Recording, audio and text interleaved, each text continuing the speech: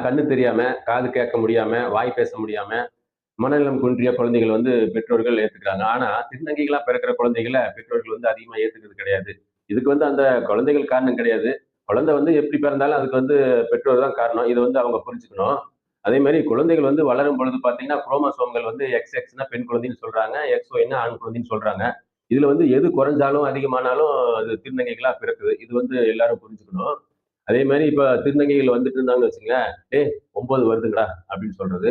அதே மாரி "ஏன்டா இப்படி 9 மாரி நடந்துக்கிற?" அப்படின்னு பேசுறது. அதே மாரி 9ஆம் நம்பர் எதுக்காவது கிடைச்சுன்னு வச்சுக்க, "ஐய்யய்யோ! 9ஆம் நம்பரா? அது எனக்கு வேணாம்ப்பா" அப்படின்னு சொல்றது. உண்மையிலேயே பார்த்தீங்கன்னா, 9ஆம் நம்பர் வந்து ஒரு ஆன்மீக நிறைஞ்ச மகத்துவமான நம்பர்ன்னு தான் சொல்லணும். உதாரணத்துக்கு பார்த்தீங்கன்னா, இப்ப தங்கம், வெள்ளி, பிளாட்டினம் இதெல்லாமே வந்து 999 தான் மதிப்பிடுறாங்க. அதே மாரி கர்ப்பம் வந்து முழுமை அடையறது வந்து 9வது மாசத்துல தான் சொல்றாங்க. அதே மாரி நவ கிரகங்கள் 9, நவ ரத்தினங்கள் 9, மனித உடல்ல வந்து நவ துவாரங்கள் 9 இப்படி நிறைய இருக்கு. சொல்லிட்டே போலாம். அதே மாரி திருநங்கைகளுடைய ஆசீர்வாதம் வாங்குறது வந்து ரொம்ப நல்லதுன்னு சொல்றாங்க.